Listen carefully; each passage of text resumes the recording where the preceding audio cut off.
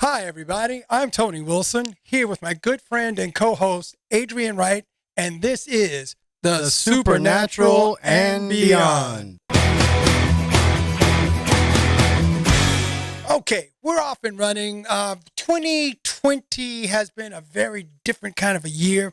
We've gone through a lot of different kind of changes, and one of the main things is that I've noticed is there has been a tremendous lack of truthfulness. I mean, we don't know what's real, what's not real, false positive, false negatives. It's just been really a wild time. And one of the things that really brings it all home for me is the Christmas season. Christmas. The reason why the Christmas season always kind of brings it home to me is because, family, friends, and so forth and so on. A lot of good memories.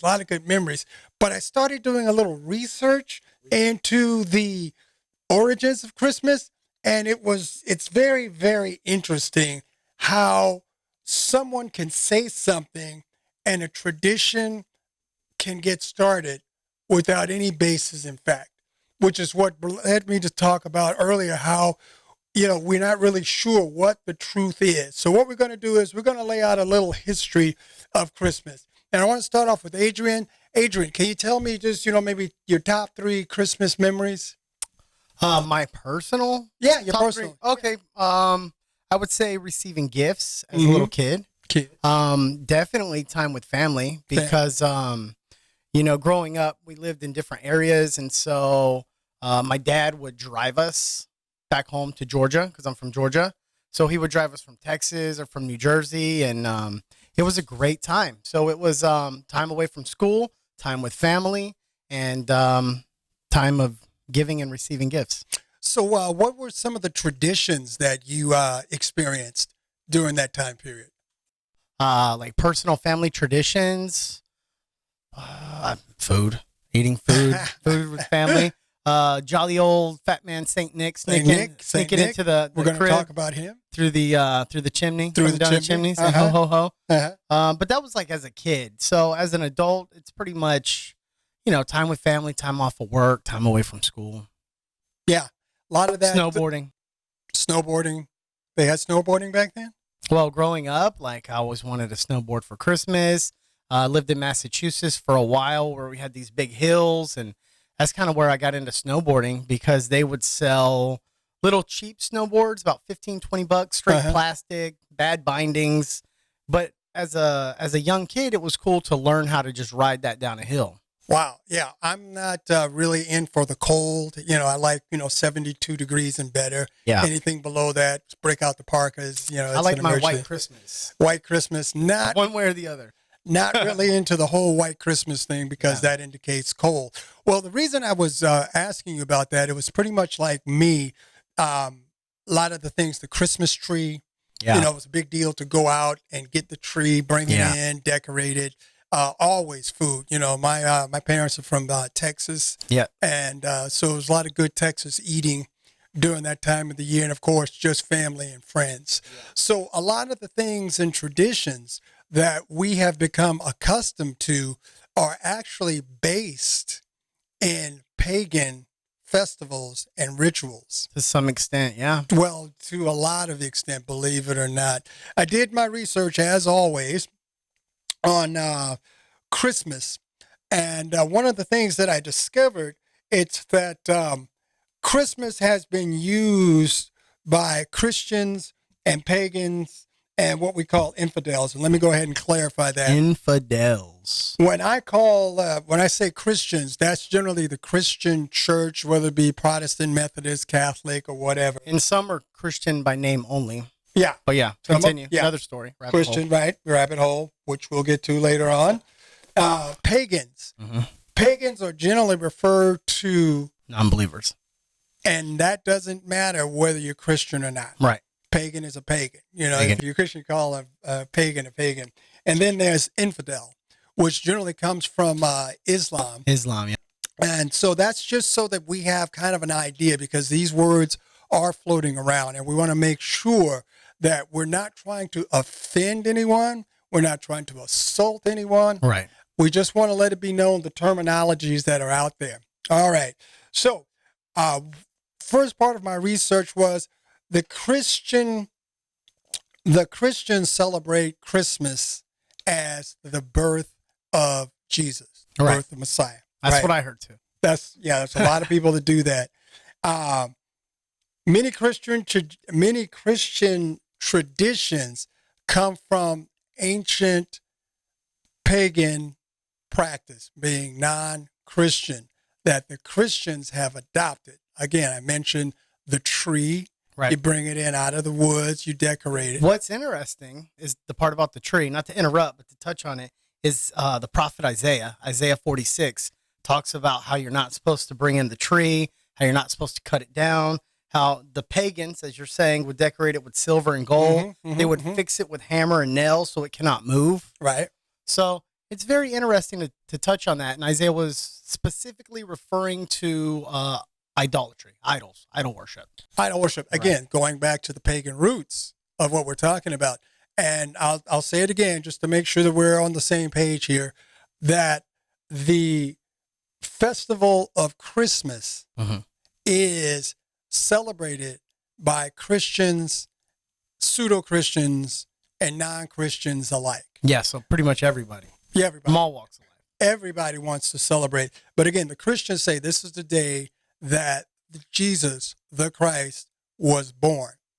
Well, a lot of my research, too, has come across like different dates, different time periods. Right. And one thing that's consistent, whatever theory there is, everybody kind of agrees that there's no specific date that they know of for a fact where Christ was born. So some people, of course, say December 25th. Some people say maybe it was during the spring equinox, which would have been March. Some people say maybe it was in, the fall equinox, which is what, September, October, September, I think. Or so it's one of those three or anywhere in between. But one thing I found that's consistent is nobody has nailed down a for sure date. Nobody, and that's exactly why. Right. Because everybody's just kind of making it up as they go along. The Romans brought it in as a part of their Saturnalia. Yeah, festivals. Where they worship Saturn. Well, Saturn with the Saturnalia was also a part of the. Let me just make sure I'm saying that right. Yeah, I am saying that. Saturnarian or something like that. Not Saturnalia. It's the winter solstice. Winter solstice. Yep. Yes, the shortest day of the calendar, the Greco-Roman calendar. Exactly, which was like, I think, December 24th, December 25th. Right in there, yeah. It was definitely in there. One of those things is that because there's so much interaction and so many different ideas and people added on and took away to Christmas or the birth of Messiah. Right. There's one sure way that we can know when Jesus, the Christ, was born. And that's by looking at the celestial calendar, the constellations as they travel through, make their circuit. Right. Like the Star of Bethlehem is a clue and all that kind of stuff. There's so much into that. There's just an amazing amount of information. I'm trying to be very concise with my presentation here because in my head, there's so many different waypoints that have brought me to where I am today. Yeah. That it would take just way too long. It would be like a 2 or 3 hour session. So I just kind of want to touch on some of the highlights. Yeah. Because, this could be a whole rabbit hole within a rabbit hole. Maybe next year for our Christmas special, we'll do a whole rabbit hole on Christmas and the theories of Christmas because I got a whole list of them here too. But one thing I want to touch on is the actual term Christmas, right? So Christ, mas. So Spanish, mas means more. So for me, it's not more about the actual day of Christmas or what day we celebrate the birth, but it's actually the birth of the Messiah, right? More Christ. So the way I look at it is more Christ anywhere on any day is a good thing. Specifically not just the 25th of December. I believe like every day it's worth celebrating the birth of Christ. And if you look at the actual scripture, the shepherds are out in the field. Angels appeared to them and said, we bring you good news of great joy. And then a heavenly host appeared. and they broke out in worship. They worshiped the Messiah, and the shepherds worshiped. And then they saw the angels disappear, the heavenly host gone. And they said, we got to go. We got to go find this Messiah. We got to go worship him. And then they went and they found him, and they broke out again in worship. And there were more angels and more choirs of angels. So it was a time of great celebration that the light of the world had come in. Another term on Christmas, mas in Latin, means to let go, to send, to dismiss. So to send Christ, not just into the world, but to send him out. And like, the term ecclesiasta, or the church, like we're the called out ones, the sent out ones. So to send Christ out is a good thing. And whatever the practice was in the past to celebrate the Messiah, a lot of people, like during the times of the pagans and when Christmas was becoming a thing, a lot of people were like, we're not going to celebrate the sun god because we don't believe in the sun god. We're not going to celebrate Jupiter because we don't believe in Jupiter. But who we are going to celebrate is the Messiah, because we believe in the Messiah. And, which came first, the chicken or the egg? So there's a lot of things, right? There's a lot of things that people look back at. And if you look at the historical reference, there's some different time periods here. But it looks like the early church was celebrating the birth of the Messiah on the 25th before the Romans started worshiping the sun god on the 25th. And that was a 60-year difference right there. So supposedly he was being worshipped first for 60 years. And then the pagans came in and said, no. We're going to worship our sun god. That's not really a god, but we're going to worship our sun god on the 25th. And then that's where the timeline gets kind of corrupted. But before they worshiped the sun god, they were worshiping the god of Saturn, which meant the god of plenty. Mm-hmm. They're small g, not big G.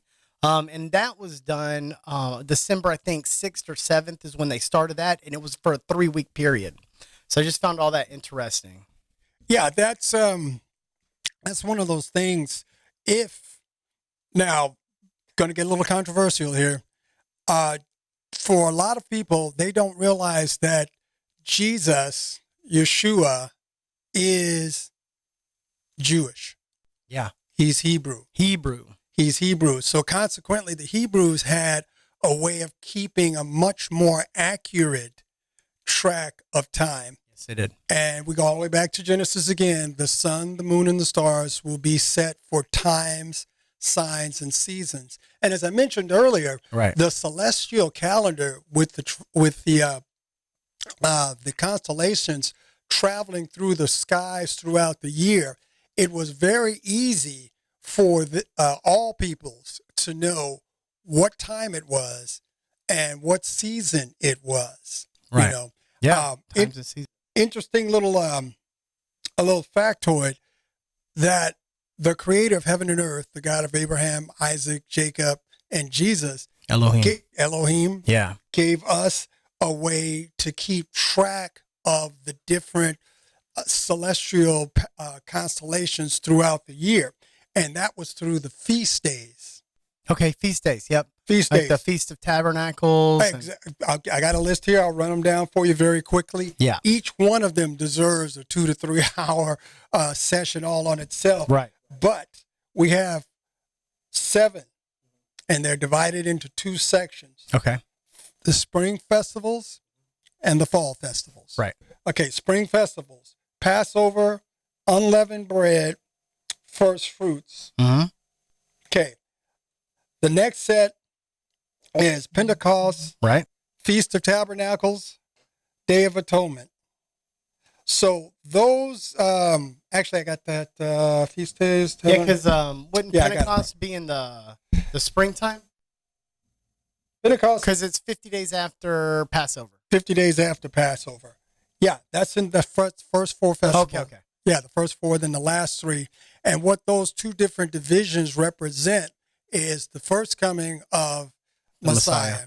And then the last represents the second coming of Messiah. Right. So consequently, what I have found by studying these feast days is that there's a very easy way, an accurate way to track when things were going on. Right. So what's interesting is your details there kind of point to the Messiah being born in the springtime. Yes. Right? Mm-hmm. But a theory that I ran across doing my research is that was the time of conception. The time of conception when Mary was first conceived by the Holy Spirit. Mm-hmm. And then she spent 3 months with John the Baptist, Elizabeth, John right? the Baptist's mom, yeah. Right. So when they met, she was 6 months with baby, and all that kind of stuff lines up. Interesting because if he was conceived there 9 months later would roughly bring us into December, right? So this is just another side theory. This is what I found in my research, one of the theories that I found. And if he was born in that time in December, what's interesting is they believe John the Baptist was born on June 24th, which is the summer equinox, right? The longest day of the year. Right, summer solstice. Right, yeah. and then summer solstice, yeah. And then they believe Messiah was born 6 months later, right? Because in Luke 1, it talks about Mary was at her 6 months. Elizabeth was at her 6 months when Mary was conceived, right? So John the Baptist was 6 months older than Yeshua.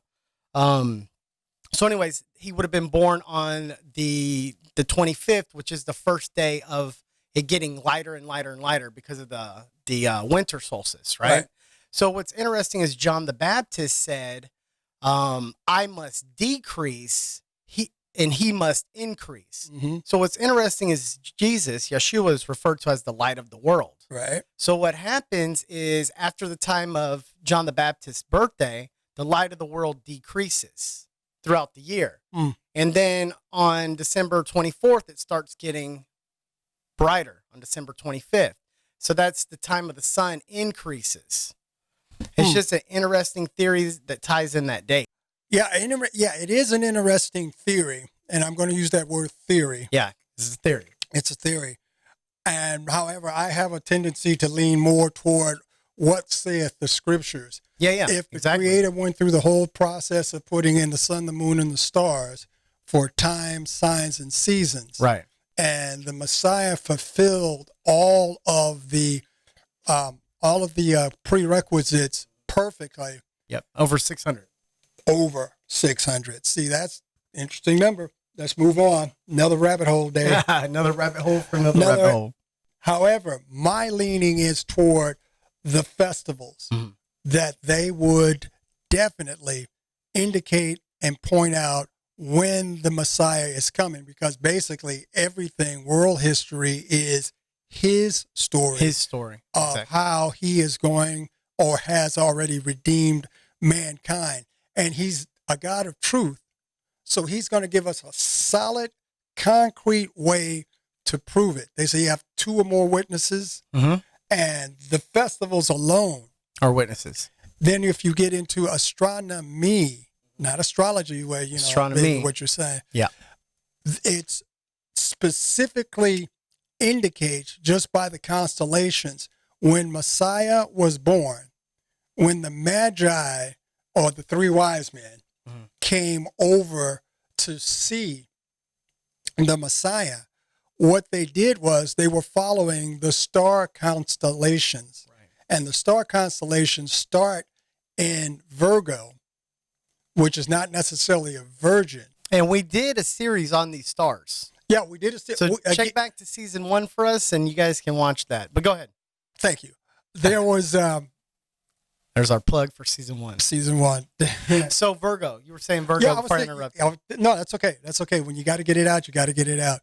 The Virgo, it wasn't necessarily that she was a virgin, but it just happens to play into the prophecy. But also what winds out, if you look up the word and you follow it out, it's not so much being a virgin, right, but being fertile. So fertility. That ties into the festival seasons, the barley harvest, the wheat harvest, and all of these other things. So everything is connected and tied together. And contrary to popular belief, the Magi did not arrive at the birth. They arrived 1 year later. Yeah. About a year later. What I love about those Magi, and I'm sure you know, which empire did they come from? Let me guess. Persia? Yeah, but Babylonian. Babylonian, yeah, right, yeah. right? Babylon, Persia, So, yeah, exactly. So, centuries before, who was number 2 and 3 in the Babylonian Empire? The prophet Daniel, right? Daniel, yeah. Daniel. Mm-hmm. So Daniel was put in charge of the magicians, the magi, yeah, so right. to speak. Mm-hmm. He was up there. Mm-hmm. So he had taught this knowledge about the Messiah coming. Because if you look at the book of Daniel, Daniel gives a lot of end time prophecies, and he gives a lot of prophecies about the Messiah, and he knew the timelines. And so he actually were teaching that stuff to the Babylonians. Right. And then, of course, after he passed and there was hundreds of years, it gets corrupted again. Right. But they had actually maintained that practice of we got to go see when the Messiah is being born. Whether they believed in him or not, they knew what time was coming. They knew Daniel was right, and they went and followed him. When they saw that star. So interesting times and seasons. But to wrap this series up, I just wanted to say, it's not about a Christmas tree. I got a shirt that says it's not about Easter Bunny. It's not about a Christmas tree. It's not about anything else. It's about the Messiah. So to celebrate the Messiah daily would be one thing I want to encourage everyone out there to do is, celebrate his birth, his life, his death, his resurrection. Because whether it's Christmas season or whether it's the middle of summer, for me, it's all about the Messiah. And more Christ, the better. The more Messiah, the better. So, Mas Christ, more Christ, the sent ones. And that's just to wrap it up for me. This is a much deeper topic than I originally had anticipated. Yes. So we're definitely going to have to do a little bit more to bring out a few more details so that people can make a decision as to which tradition, which truth they want to follow. Right. So it's just one of those things that we're just barely scratching the surface on this, and we will definitely get back to it. Yeah. So the truth, the life, and the way. And then I just want to thank all of our viewers on Facebook and Instagram and YouTube. And just be sure to follow us. YouTube, Facebook, Instagram. Hit that thumbs up button. And be sure to subscribe to our YouTube channel for more content.